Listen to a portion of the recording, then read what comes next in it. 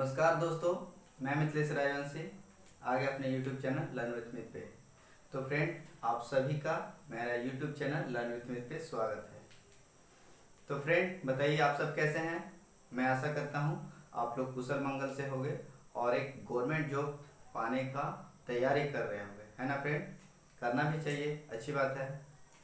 तो फ्रेंड, अगर आपके अंदर काबिलियत है तो आप प्राइवेट जॉब क्यों करोगे। आपको तो गवर्नमेंट जॉब करना चाहिए और उसका तैयारी भी करना चाहिए। तो आप सिर्फ तैयारी करिए और कुछ मदद मैं कर दे रहा हूँ, ठीक है ना।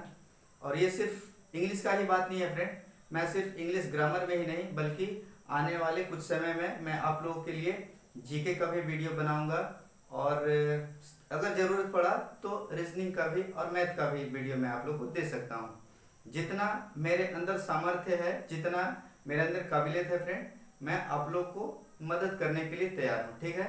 बस आप लोग अपने लक्ष्य के पीछे लग जाइए और उसको पाने का लक्ष्य में एकदम पूरा दीवाना हो जाइए, ठीक है ना। और आपको सहयोग करने का जिम्मेदारी मैं अपने ऊपर लेता हूँ।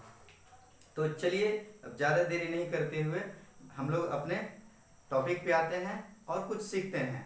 तो फ्रेंड, आप लोग जान रहे होंगे कि हम लोग प्रीपोजिशन का क्लास कर रहे हैं और पिछले 4 क्लासों में हम लोगों ने प्रीपोजिशन को देख लिया है। अब हम लोग प्रीपोजिशन का आज हम लोग पांचवा क्लास करने वाले, ठीक है ना। तो पिछले क्लास में हम लोगों ने क्या किया था, बस एक छोटा सा रिवीजन हो जाना चाहिए, ठीक है ना। To, beyond, about, since, for, across, come across, इन सभी के बारे में मैंने आप लोग को एक छोटा छोटा वीडियो बनाकर मैंने 2 वीडियो अपलोड कर रखा है फ्रेंड। एक 7 मिनट का है और एक 9 मिनट का है। मेरा छोटा वीडियो अपलोड करने का मकसद नहीं था फ्रेंड, लेकिन मेरे को कल टाइम नहीं मिला आप लोग के लिए वीडियो बनाने का, अपलोड करने का। इसलिए मैंने आप लोग के लिए 25 मिनट या 30 मिनट का वीडियो मैं नहीं बना सका। कल मुझको बिल्कुल भी टाइम नहीं था, लेकिन फिर भी मैंने आप लोग के लिए समय निकालकर एक 7 मिनट का और एक 9 मिनट का वीडियो बना लिया है, ताकि हम लोग का कंटिन्यूटी नहीं टूटना चाहिए, है ना फ्रेंड। मैं जानता हूँ आप लोग मेरे ऊपर बहुत भरोसा कर आप लोग सीरीज को देख रहे हो और अपना तैयारी में लग गए हो गए, ठीक है ना। तो मैं आपका भरोसा टूटने नहीं दूंगा फ्रेंड, बस आप लोग यूं ही मेरे ऊपर भरोसा बनाए रखिए। तो चलिए हम लोग अपने टॉपिक पे आते हैं और कुछ सीखते हैं। मैं इस साइड आ जा रहा हूँ। देखिए फ्रेंड, कुछ ऐसे सिलेक्टेड वर्ड्स हैं जिनके बाद प्रीपोजिशन का यूज नहीं किया जाता है। मैंने आप लोगों को बताया था ना फ्रेंड कि मैं आज आप लोग को कुछ स्पेशल क्लास कराने वाला हूँ और कुछ स्पेशल तथ्य के बारे में बात करने वाला हूँ। प्रीपोजिशन का कुछ मेन ऐसा तथ्य बाकी रहा था जिसको मैं आपको स्टार्टिंग में नहीं बता सकता था, ठीक है ना। तो वो अब समय आ गया है कि मैं कुछ इम्पोर्टेंट तथ्यों को आप लोग के साथ शेयर करूं, ठीक है ना। अब वो समय आ गया, क्योंकि अब हम लोग का प्रीपोजिशन ज़्यादा दिन नहीं चलने वाला है। बस 2 से 3 वीडियो में ये प्रीपोजिशन भी समाप्त होने वाला है और उसके बाद फिर हम लोग नए टॉपिक पे जाएंगे। तो मैं बकवास नहीं करना चाहता हूँ फ्रेंड, लेकिन जानकारी देने के लिए इतना बोलना पड़ता है, ठीक है ना। तो मैं क्या कहा कि कुछ ऐसे सिलेक्टेड वर्ड्स है फ्रेंड, चाहे वो वर्ब हो या नाउन हो या एडजेक्टिव हो, एडवर्ब हो, वो कुछ भी हो सकता है। मैंने यहाँ पे क्या कहा है, कुछ ऐसे सिलेक्टेड वर्ड्स हैं जिनके बाद प्रीपोजिशन का यूज नहीं किया जाता है, ग्रामर उसको इजाजत नहीं देता है, ठीक है ना। वो क्या है, चलिए देखते हैं। वो है एम्फेसाइज, इन्वेस्टिगेट, कंप्राइज, स्ट्रेस। ये बहुत सारे ऐसे 20-25 वर्ड्स हैं फ्रेंड, जिसको अगर मैं लिखने लग जाऊं तो आधा बोर्ड जो है इसी तरह भर जाएगा और शायद उसका कोई यूज भी, कुछ ज़्यादा खास यूज भी नहीं है। लेकिन जो वर्ड्स यूजफुल है और उसको प्रायः देखा जाता है पेपर में, एग्जाम पेपर में, तो उसको देखते हुए मैं उसको कुछ सिलेक्टेड वर्ड्स लिया हूँ, ठीक है ना। मैंने प्यूरिफायर करके कुछ वर्ड्स को आप लोग के लिए तैयार किया हूँ और बहुत रिसर्च करने के बाद, बहुत तैयारी करने के बाद मैं आप लोग के लिए ये वीडियो बना रहा हूँ, ठीक है ना, ताकि आप लोग को इंग्लिश में किसी तरह की परेशानी का सामना नहीं करना पड़े। आपका फोकस सिर्फ अपने लक्ष्य पे होना चाहिए। इम्फेसाइज क्या है फ्रेंड, इम्फेसाइज का मतलब होता है किसी चीज पे जोर देना। इम्फेसाइज, जैसे मान लीजिए अगर कोई बात हम लोग को अपने पिताजी से मनवाना होता है तो हम लोग उस पर जोर देते हैं। कैसे, हम लोग अपने मम्मी को कहते हैं कि माँ पापा को कहो कि ये काम कर दे, ठीक है ना। तो उस पे क्या जोर देने के लिए कहते हैं, तो उसी संदर्भ में इम्फेसाइज को यूज किया जाता है। इम्फेसाइज क्या है, एक वर्ब है। इम्फेसाइज का मतलब होता है किसी बात पे जोर डालना, ठीक है ना। इम्फेसाइज हो गया। फिर इन्वेस्टिगेट, इन्वेस्टिगेट का मतलब होता है छानबीन करना, जांच पड़ताल करना, तो ये भी एक वर्ब है। फिर यहाँ पे देखिए कॉम्प्राइज, कॉम्प्राइज का मतलब होता है किसी चीज से मिलकर बना होना, कॉम्प्राइज से बना होना, ठीक है ना। तो ये भी एक वर्ब है। स्ट्रेस, स्ट्रेस क्या होता है, तनाव। जैसे कि हम लोग कभी ऑफिस में ज़्यादा काम कर लेते हैं तो उसका क्या होता है, स्ट्रेस हमारे ऊपर हो जाता है ना फ्रेंड। तो स्ट्रेस को हम लोग क्या कहते हैं, हिंदी में तनाव कह सकते हैं। तो वो क्या है, एक नाउन है, ठीक है ना। तो आप लोग सिर्फ ये नहीं समझिएगा कि ये सिलेक्टेड वर्ड सिर्फ वर्ब भी हो सकता है, जी नहीं, ये बिल्कुल भी नहीं, ऐसा नहीं मैं कह रहा हूँ। वो नाउन, प्रोनाउन या वर्ब, ठीक है ना, या एडजेक्टिव या एडवर्ब कुछ भी हो सकता है। मैं आप लोग को एक एक करके सब वर्ड्स के बारे में चर्चा कर रहा हूँ, ठीक है ना। फिर देखिए ये इंटर है। इंटर का मतलब क्या होता है, इंटर का मतलब होता है अंदर आना, ये वर्ब हो गया। डायरेक्ट, डायरेक्ट क्या है, ये एक एडजेक्टिव और एडवर्ब दोनों है, ठीक है ना। एडजेक्टिव और एडवर्ब दोनों है। जैसे कि मान लीजिए कि हम लोग कभी क्रिकेट खेलते हैं तो बॉल को कभी डायरेक्ट फेंक देते हैं। तो बॉल को डायरेक्ट फेंकना, कैसे फेंक रहे हैं, डायरेक्ट फेंक रहे हैं। तो किस चीज का बारे में बता रहा है, डायरेक्ट। कैसे फेंका, तो डायरेक्ट फेंका। तो वर्ब का विशेषता बता रहा है ना, फेंकना, कैसे फेंकना, डायरेक्ट। तो क्या हो गया, एडवर्ब हो गया। वर्ब का जो विशेषता बताता है वो एडवर्ब हो जाता है। फिर देखिए ये ज्वाइन है। ज्वाइन का मतलब क्या होता है, किसी चीज से जुड़ना, एक दूसरे से जोड़ना या बांधना, उसको क्या कहते हैं, ज्वाइन कहते हैं। ये भी एक वर्ब है। अफेक्ट, अफेक्ट मीन्स क्या होता है, प्रभाव डालना, ठीक है ना। अफेक्ट, ये भी एक वर्ब है। डिस्कस, विचार विमर्श करना, ये भी एक वर्ब है। डिस्क्राइब, वर्णन करना, ये भी एक वर्ब है।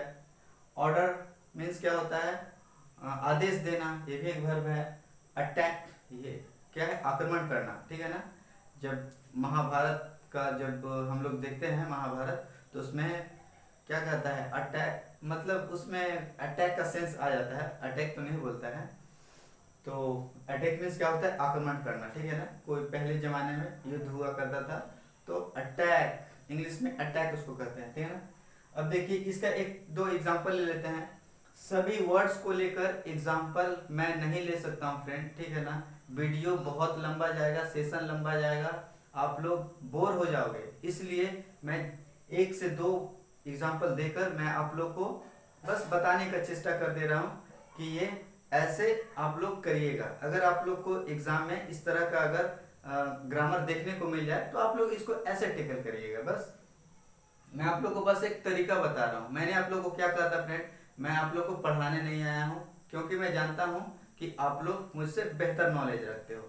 लेकिन मैं बस एक तरीका बता रहा हूँ कि इस तरीके से भी, इजी तरीके से भी पढ़ा जा सकता है, सीखा जा सकता है इंग्लिश को। तो बस मैं एक तरीका को सिखाने आया हूँ। तो यहाँ पे देखिए I have ordered for a cup of T. यहाँ पे क्या है कि आई हैव ऑर्डर्ड, मैंने एक कप चाय ऑर्डर किया। I have ordered for a cup of T. तो देखिए यहाँ पे वर्ब के बाद यहाँ पे क्या कर रहा है, क्या आया है, फॉर आया है। तो मैंने क्या आपको बताया कि कुछ ऐसा सिलेक्टेड वर्ड है जिनके बाद प्रीपोजिशन नहीं आना चाहिए। देखिए यहाँ पे ऑर्डर है ना, तो इसके बाद प्रीपोजिशन वर्ड्स आना चाहिए, नहीं आना चाहिए। इसलिए मैंने यहाँ पे क्रॉस करके आप लोग को बताने का कोशिश किया हूँ। देखिए तो यहाँ पे फॉर नहीं होना चाहिए, ठीक है ना, ये फॉर नहीं होना चाहिए। चलिए मैं इसको मिटा दे रहा हूँ। अब ये सेंटेंस क्या हो गया, अब ये सही हो गया। I shall discuss about the problem with you. तो क्या है यहाँ पे, मैं तुम्हारे साथ अपना प्रॉब्लम डिस्कस करने वाला हूँ, विचार विमर्श करने वाला हूँ मैं अपने प्रॉब्लम के बारे में, ठीक है ना। तो डिस्कस के अबाउट आना चाहिए, बिल्कुल भी नहीं आना चाहिए। क्यों, क्योंकि यहाँ पे मैंने आप लोग को बता रखा है कि डिस्कस हो जाए, डिस्क्राइब हो जाए, ऑर्डर हो जाए, अटैक हो जाए, ऐसे कई वर्ड्स हैं फ्रेंड, अगर आप लोग के पास इंग्लिश का बुक है तो उसमें आप लोग देखिएगा तो उसमें आप लोग को बहुत सारे वर्ड्स नजर आएंगे, लेकिन मैंने सिर्फ उसी वर्ड्स को लिया है जो ज़्यादा यूजफुल है, ठीक है ना, और आप लोग के लिए काम आ जाए आसानी से। तो ये भी हो गया फ्रेंड। तो डिस्कस के अबाउट अबाउट नहीं लगना चाहिए, मैंने क्रॉस कर दिया, ठीक है ना, आप लोग को समझने के लिए। अब ये दो ऐसे सेंटेंस है फ्रेंड जिसके बारे में हम लोग कुछ और नए तथ्य को जानने वाले हैं। देखिए ये यहीं तक ये खत्म हो गया फ्रेंड, ठीक है ना। अब ये कुछ नया तथ्य को हम लोग सीखने जा रहे हैं इन दो एग्जाम्पल के माध्यम से। He is afraid of going out after sunset का मतलब क्या बोल रहा है कि वह सूर्य ढलने के बाद घर से बाहर निकलने से वह डरता है, ठीक है ना। अफ्रेड ऑफ ये एक क्या है, एक फ्रेज है। तो अफ्रेड का मतलब क्या होता है, भयभीत होना। तो जब सनसेट हो जाता है उसके बाद कोई ऐसा बंदा है जो घर से बाहर निकलने से डरता है। तो यहाँ पे अफ्रेड ऑफ क्या है, एक प्रीपोजिशन वर्ड्स है। तो प्रीपोजिशन वर्ड के बाद यहाँ पे अगर वर्ब आया है फ्रेंड, तो वर्ब के बाद ing को हम लोग को लगाना चाहिए। ऐसा कौन कहता है, मैं नहीं कहता हूँ, ग्रामर कहती है, ठीक है ना। अगर प्रीपोजिशन वर्ड्स आ जाए फ्रेंड, प्रीपोजिशन वर्ड्स आ जाए और उसके बाद वर्ब आता है फ्रेंड, वर्ब का फर्स्ट फॉर्म, तो उसमें ing को लगाना अनिवार्य हो जाता है, ठीक है ना। तो आइए दूसरा सेंटेंस देख लेते हैं। Arun is looking forward to going to London. Arun London जाने के लिए बहुत उत्साहित है, बहुत खुश है। जैसे उसे पता चला कि उसे लंदन जाना है, वो बहुत खुश हो गया, ये ऐसा सेंस दे रहा है। तो यहाँ पे लुकिंग फॉरवर्ड टू ये भी एक फ्रेज है फ्रेंड, ठीक है ना। तो लुकिंग फॉरवर्ड टू का मतलब होता है खुशी का इजहार करना, ठीक है ना। तो यहाँ पे क्या है, देखिए यहाँ पे प्रीपोजिशन वर्ड्स आ गया है टू, है ना। यहाँ पे क्या प्रीपोजिशन आया था, ऑफ। तो प्रीपोजिशन के बाद क्या आया है, वर्ब आया है। तो वर्ब में हम लोग क्या करेंगे, वर्ब अगर आता है प्रीपोजिशन के बाद, अगर वर्ब का फर्स्ट फॉर्म आता है तो उसमें हम लोग ing जोड़ेंगे, ठीक है ना, ऐसा ग्रामर कहता है। तो यहाँ पे टू के बाद गोइंग हम लोग लगाएंगे, ठीक है ना। ये ing को जोड़कर हम लोग वाक्य को शुद्ध करते हैं। ये सभी चीज़ों को हम लोग फ्रेंड सेंटेंस इम्प्रूवमेंट में, एरर में हम लोग लेने वाले हैं। और मैं आप लोग के लिए इतना अच्छा से तैयार कर रहा हूँ फ्रेंड कि जब ये प्रीपोजिशन का जब लेसन हम लोग का ख़त्म होगा उसके बाद मैं आप लोगों के लिए एरर और sentence improvement, fill in the blanks, ऐसा ऐसा प्रैक्टिस करवाऊंगा जो प्रीवियस ईयर में ये सब आ चुका है, या फिर वो सब गिरने का चांसेस बन रहा है, ठीक है ना। मैं आप लोग को जो भी बता रहा हूँ एग्जाम ओरिएंटेड बताऊंगा, ठीक है। फालतू का मैं नहीं बताऊंगा फ्रेंड, ठीक है ना। फालतू को बताकर मैं खुद का समय भी नुकसान नहीं करना चाहता हूँ और आपका कैरियर भी बर्बाद नहीं करना चाहता हूँ। अब देखिए friend, Abhishek does not depend on him, यहाँ पे क्या बता रहा है, Abhishek does not depend on him. ये दोनों ऐसा एग्जाम्पल लिया है फ्रेंड जिससे आप लोगों को एक नया तथ्य सीखने को मिलेगा। यहाँ तक हम लोगों ने दो तथ्य को सीख लिए हैं, दो बातें को सीख लिए हैं, दो तथ्य हो या दो नियम हो, कुछ भी दो नियम हम लोग सीख लिए हैं। अब तीसरा नियम क्या सीखने जा रहे हैं फ्रेंड, देखिए Abhishek does not depend on him. ये मैंने आप लोग को पहले भी बता रखा था, बस एक छोटा सा आप लोग को रिवीजन करवा दे रहा हूँ, रिफ्रेश करवा दे रहा हूँ। अभिषेक उसके ऊपर डिपेंड नहीं है, ठीक है ना। इसका कहने का यही मतलब है कि अभिषेक उसके ऊपर डिपेंड नहीं है। तो ऑन के बाद क्या आ रहा है, हिम आ रहा है। यहाँ पे आप लोग देख रहे हैं ना, ऑन क्या हो गया, ये प्रीपोजिशन हो गया, और प्रीपोजिशन के बाद क्या आता है, ऑब्जेक्टिव केस आता है, ठीक है ना। इसको समझाने के लिए बस एक छोटा सा मैं आप लोगों के लिए कुछ नोट्स तैयार कर दिया हूँ। यहाँ पे सब्जेक्टिव केस होता है, यहाँ पे ऑब्जेक्टिव केस है, यहाँ पे पॉसेसिव एडजेक्टिव है, ठीक है ना। तो देखिए सब्जेक्टिव केस क्या है, ही, आई, वी, ये सब क्या है, सब्जेक्टिव केस है। पॉसेसिव एडजेक्टिव केस क्या है, हिज हो गया, ही का हिज हो गया, आई का माई हो गया, वी का आवर हो गया। और ऑब्जेक्टिव केस क्या हुआ, ही का हिम हो गया, आई का मी हो गया, वी का अस हो गया। तो इसको आप लोग याद करने का एक तरीका देख लीजिए। तो अगर मान लीजिए सब्जेक्टिव है, यहाँ पोसेसिव है, यहाँ ऑब्जेक्टिव है, तो इसको ही, his, him, I, my, me, we, our, us. ये तरीका है फ्रेंड समझने का और याद करने का। ऐसे ज़्यादा दिन तक आप लोग को याद रह सकता है। तो मैंने क्या बताया कि अगर कोई प्रीपोजिशन, अगर किसी सेंटेंस में प्रीपोजिशन वर्ड्स आ गया है तो उसके बाद आप लोग देखिएगा कि ऑब्जेक्टिव केस को ही लेता है, पोसेसिव एडजेक्टिव को नहीं लेगा, सब्जेक्टिव केस को भी नहीं लेगा। ये सिर्फ ऑब्जेक्टिव केस को ही, प्रीपोजिशन के बाद ऑब्जेक्टिव केस को ही ये एक्सेप्ट करता है, ठीक है ना। ऑब्जेक्टिव केस को ही सिर्फ एक्सेप्ट करता है कौन, प्रीपोजिशन वर्ड। अब देखिए, there is no enmity between him and me, ये वाला सेंटेंस मैंने पहले भी आप लोगों को बता रखा है ना। देयर इज नो एनिमिटी, वहां पे किसी तरह का दुश्मनी नहीं है। हिम एंड मी, उसके और मेरे बीच, मेरे और उसके बीच कोई तरह का दुश्मनी नहीं है। तो बिटवीन क्या है, प्रीपोजिशन वर्ड है, और उसके बाद क्या है, हिम, ही का हिम हो गया ऑब्जेक्टिव केस, और देखिए आई का मी हो गया ऑब्जेक्टिव केस, ठीक है ना। तो कभी भी सब्जेक्टिव केस और पोसेसिव एडजेक्टिव केस को हम लोग नहीं लगाते हैं प्रीपोजिशन के बाद, ठीक है ना। किस केस को लगाएंगे, सिर्फ ऑब्जेक्टिव केस को लगाएंगे प्रीपोजिशन के बाद।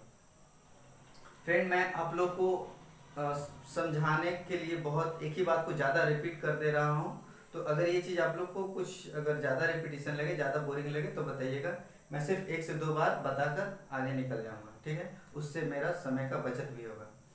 तो चलिए फ्रेंड, अब हम लोग एट, इन और ऑन के बारे में जान लेते हैं, ठीक है ना। ये वाला हम लोग का कल रह गया था, तो चलिए आज हम लोग इसके बारे में जान लेते हैं। पर उससे पहले मैं आप लोग को एक गाना सुना देना चाहता हूँ फ्रेंड, तो आप लोग तैयार हो जाइए। मैं जानता हूँ कि आप लोग गाना सुनना नहीं चाहते होंगे क्योंकि मेरा गला बहुत ख़राब है, लेकिन फिर भी आप लोग को मैं रिफ्रेश करना चाहता हूँ। तो सुनिए एक गाना, प्लीज़ सुन लीजिए। हिमेश रेशमिया का गाना है, आप लोग का फेवरेट सिंगर। मसरूफ है दिल कितना, मसरूफ है दिल कितना, इंतजार में तेरे प्यार में, तेरे प्यार में, तेरे प्यार में। तो फ्रेंड मैं इसके आगे भी बहुत अच्छा गा सकता हूँ, लेकिन मेरे पास ज़्यादा वक्त नहीं है, क्योंकि अगर गाना गाने लग जाऊंगा तो वक्त निकल जाएगा और मैं पढ़ा नहीं पाऊंगा। तो चलिए हम लोग जल्दी से एट, इन और ऑन को देख लेते हैं। तो फ्रेंड एट, इन और ऑन, तो इसके लिए इसको हम लोग टाइम के लिहाज से हम लोग डिनोट करते हैं फ्रेंड। कैसे, जैसे मान लीजिए कि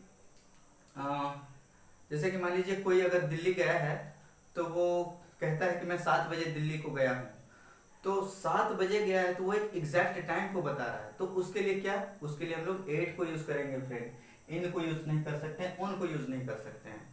इन दोनों का कहाँ पे यूज़ है वो भी मैं आप लोग को बताऊंगा, बस देखते जाइए, आगे आगे देखिए होता है क्या। जैसे कि मान लीजिए कि मैं यहाँ पे कह रहा हूँ Mahesh reached, Mahesh reached Delhi, Mahesh reached Delhi at 7 o'clock, ठीक है ना, 7 o'clock। Mahesh reached Delhi 7 o'clock। तो इस ये मतलब क्या बता रहा है कि महेश दिल्ली पहुंच गया है। कब पहुंचा है, 7 बजे, एग्जैक्ट 7 बजे पहुंचा है। तो कभी भी टाइम को एग्जैक्ट के बारे में जब भी बात होती है तो उसके लिए हम लोग 8 को लगाते हैं। फिर जैसे मान लीजिए यहाँ पे लिख लेते हैं आशीष वेंट गोवा ऑन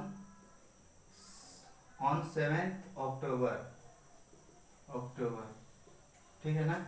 तो आशीष वेंट गोवा, आशीष गोवा को गया है, कब गया है, 7 अक्टूबर। तो ये क्या बता रहा है फ्रेंड, ये एक डेट को बता रहा है, ठीक है ना। अब देखिए एक और कोई नाम ले लेते हैं, जैसे कि मान लीजिए कि यहाँ पे मैं लिख देता हूँ Bala. Bala is Bala lives for Mumbai. Bala lives for Mumbai in January. जनवरी, ठीक है ना, या फिर 2008। Bala lives for Mumbai in 2008। तो फ्रेंड, आप लोग इन सभी सेंटेंस को देखकर कुछ समझ पा रहे होगे ना? थोड़ा सा क्लू तो मिल ही रहा होगा क्या कहना चाह रहा है। मतलब ये कहना चाह रहा है कि 8 को हम लोग वहां पे यूज करते हैं जहां पे एग्जैक्ट टाइम को बता दिया गया है। क्या बताया गया है? Exact time. एग्जैक्ट टाइम जब मेंशन रहे तो वहां पे हम लोग 8 को यूज करते हैं। ऑन को कहां पे यूज करते हैं? डे और डेट पे। डे और डेट। जैसे कि मान लीजिए कि आशीष वेंट गोवा ऑन, जैसे मान लीजिए कि ऑन संडे। यहाँ पे मान लीजिए ऑन संडे, SUNDAY। तो क्या हो गया? डे, ये डे हो गया और ये डेट हो गया। 7 अक्टूबर डेट के बारे में बता रहा है और डे संडे के बारे में बता रहा है। आशीष वेंट गोवा ऑन संडे, तो इसके लिए डे और डेट के लिए हम लोग ऑन को यूज कर रहे हैं ना। ऑन को यूज कर रहे हैं किसके लिए? डे और डेट के लिए, ठीक है ना। अब देखिए यहाँ पे बाला लिव्स फॉर मुंबई इन जनवरी, ठीक है ना। बाला मुंबई के लिए जा रहा है, ठीक है, मुंबई के लिए जाता है इन जनवरी। जनवरी में वह मुंबई के लिए जाता है। तो ये क्या हो गया फ्रेंड? ये किसी मंथ और ईयर के बारे में बता रहा है। क्या बता रहा है? मंथ और ईयर, यानी महीना और साल के बारे में जब भी हम लोग बात करेंगे तो इन को यूज करेंगे। डे डेट के लिए ऑन को यूज करेंगे और एग्जैक्ट टाइम के लिए 8 को यूज करेंगे, ठीक है ना दोस्तों। चलिए मैं थोड़ा सा देख ले रहा हूँ फ्रेंड कि टाइम कहाँ तक गया है। 22। मेरे पास बस और 5 मिनट है फ्रेंड आप लोगों को कुछ बताने के लिए। तो आप लोग बस थोड़ा सा धैर्य बना के रखिए। देखिए फ्रेंड, 8 का यूज और हम लोग कहाँ कहाँ कर सकते हैं। जैसे कि मान लीजिए छोटी दिन अवधि। जैसे कि मान लीजिए 8 को यूज हम लोग कहाँ कर सकते हैं? जैसे हम लोग का पूरा सारा दिन होता है ना, तो दिन का बहुत सारा अवधि होता है। जैसे कि भोर, सुबह, शाम, सूर्य उदय के समय, सूर्य जब डूबता है उस समय। तो उसके लिए क्या है? Don, DAWN, don. डॉन मतलब वो डॉन शाहरुख खान और अमिताभ बच्चन वाला डॉन नहीं फ्रेंड। ये डॉन मीन्स भोर होता है। डॉन। डस्क, डस्क मीन्स क्या होता है? सांझ। डॉन, डस्क, सनराइज, सनराइज, फिर यहाँ पे सनशाइन, SUN होगा ना, सनराइज, सनशाइन। फिर क्या होता है? Day break, day break. तो इन सभी के पहले हम लोग क्या लगा सकते हैं? इन सभी के पहले 8 को हम लोग यूज कर लेते हैं। 8 8 8 8 8। इन सभी के पहले 8 को यूज किया जा सकता है फ्रेंड, लेकिन मॉर्निंग और इवनिंग के लिए 8 को यूज नहीं करना चाहिए। वहां पे हम लोग को इन को यूज करना चाहिए। कहा? मॉर्निंग और इवनिंग। मॉर्निंग और इवनिंग के लिए इन को यूज करना चाहिए। ये ऐसा क्यों हो रहा है फ्रेंड? ये क्या है? दिन की अवधि है, छोटी अवधि है। Dawn, dusk, sunrise, sunshine, day break. तो ये क्या हो रहा है? सूर्योदय के समय, सूर्य अस्त के समय, डे ब्रेक जो दिन का जो एक छोटा सा होता है, तो उसके लिए 8 को यूज कर सकते हैं। लेकिन मॉर्निंग और इवनिंग के लिए 8 को यूज नहीं करना चाहिए। क्यों? क्योंकि ये अवधि में थोड़ी इन सभी से बड़ी होती है। ये एक फिक्स टाइम होता है फ्रेंड कि भोर का कुछ फिक्स किया हुआ समय है। हम लोग सारा दिन को 4 घंटे के बाद भी हम लोग भोर को नहीं कर सकते हैं। भोर एक फिक्स किया हुआ एक छोटी अवधि होती है, इसलिए इन सभी के लिए 8 को यूज़ करते हैं, और मॉर्निंग और इवनिंग के लिए हम लोग इन को यूज़ करते हैं, ठीक है ना। और फ्रेंड कुछ ऐसे कुछ ऐसे कुछ ऐसे वर्ड्स हैं जिनके पहले हम लोग प्रीपोजिशन वर्ड्स को यूज़ नहीं करते हैं। जैसे कि देख लीजिए एग्जांपल से, ही, यहाँ पे मैं लिखना चाह रहा हूँ ही विल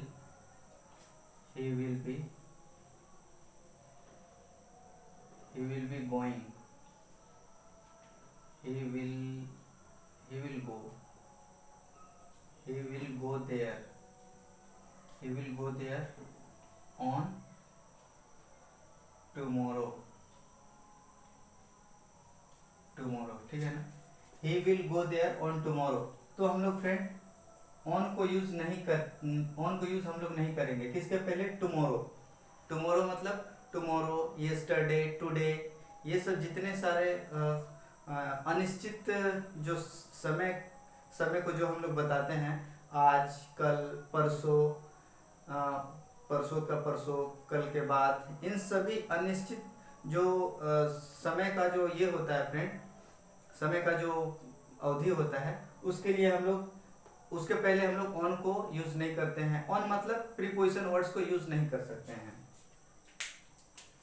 क्या मैंने क्या कहा फ्रेंड? टुडे, टुमारो, यस्टरडे, ठीक है ना, दैट डे। तो ये जितने सारे अनिश्चित समय की जो गणना है फ्रेंड, उसके पहले हम लोग प्रीपोजिशन वर्ड्स को यूज नहीं करते हैं। प्रीपोजिशन को यूज करना मना है, ठीक है ना। प्रीपोजिशन को यूज नहीं करते हैं। He will go there on tomorrow, तो ऐसा नहीं कहेंगे। या he will go there on yesterday, for today. तो हम लोग किसी भी तरह का प्रीपोजिशन को यूज नहीं कर सकते हैं इन सभी अनिश्चित काल के समय अवधि के लिए। समय अवधि नहीं कहना चाहिए फिर। जैसे कि मान लीजिए आप लोग समझ ही रहे होंगे मैं क्या कहना चाह रहा हूँ। तो फ्रेंड ये हो गया, और मैं इसके बाद नेक्स्ट क्लास में मैं आप लोगों को कुछ और ऐसा फिक्स प्रीपोजिशन बताऊंगा जो सिर्फ मतलब फिक्स किया हुआ वर्ड्स के साथ ही प्रीपोजिशन आता है। तो इस तरह का कुछ और करवाऊंगा फ्रेंड, कुछ और इम्पोर्टेंट वर्ड्स को लेकर आऊँगा और आप लोग को बहुत अच्छे तरीके से मैं आप लोग को बताऊंगा, ठीक है फ्रेंड। तब तक के लिए आप लोग मेरे वीडियो के साथ बने रहिए, समझते रहिए, पढ़ाई करते रहिए और अपना भविष्य उज्जवल बनाइए। तो चलिए फ्रेंड, मिलते हैं नेक्स्ट क्लास में एक नए जोश और नए होश के साथ। आप अपना ख्याल रखिए। जय हिंद।